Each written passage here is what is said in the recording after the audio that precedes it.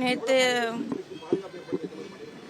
இப்போ நம்ம மழைநீர் வடிகால் பொறுத்த வரைக்கும் சென்னை மாநகராட்சி சில பகுதிகளில் மழைநீர் வடிகால் பணிகளை மேற்கொள்றாரு. ஹைவேஸ் துறையை சார்ந்து சில பகுதிகளில் பணிகள் மேற்கொள்ளப்படுகிறது.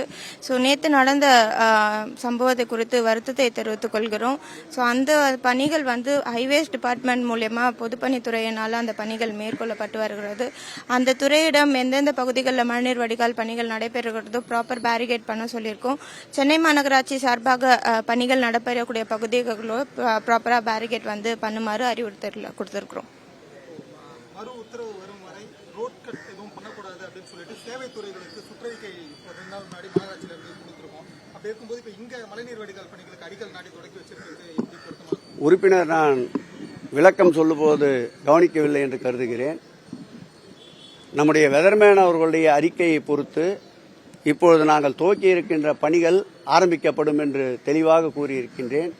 ஆகவே இப்பொழுதெல்லாம் முன்பு போல் அல்லாமல் மழை வருவதை முன்கூட்டியே அறிகின்ற அளவிற்கு விஞ்ஞானம் வளர்ந்திருக்கின்றது. ஆகவே அதை பொறுத்து இந்த பணிகள் ஆரம்பிக்கப்படும்.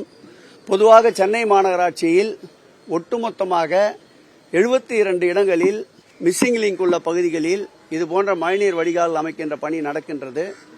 அனைத்து பகுதிகளிலும் பாதுகாப்பு ஏற்பாடுகள் ஏற்படுத்த வேண்டும் என்று மாண்புமிகு தமிழக முதல்வர் உத்தரவிட்டிருக்கின்றார்கள். நேற்று நடந்த சம்பவம் வருத்தத்துக்குரிய சம்பவம் என்றாலும் தொடர்ந்து இதுபோல் எந்த சம்பவம் நடைபெறாமல் இருப்பதற்கு சென்னை பெருநகர மாநகராட்சி ஆணையாளருக்கு அறிவுறுத்தப்பட்டிருக்கின்றது.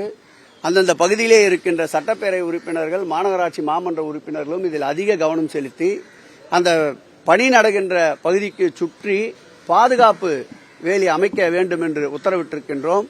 முழுமையாக அந்த பணிகள் முழுமையடையும் என்று நம்புகிறோம். இதற்கு மேல் இப்படி ஒரு துயர சம்பவம் நடக்காமல் பார்த்துக் கொள்வதற்குண்டான அனைத்து நடவடிக்கைகளும் அனைத்து துறைகளும் ஒருங்கிணைந்து மேற்கொள்ளும். இல்ல, மறு உத்தரவு வரை தடை செய்யப்படும் என்பது எப்போதும் பிறப்பிக்கின்ற உத்தரவு. அதில் அத்தியாவசிய பணிகள் என்று வருகின்ற பொழுது அந்த பணிகளுக்கு அனுமதி பெற்ற பிறகு பணிகள் தொடரலாம் என்றும் அதில் இருக்கின்றது.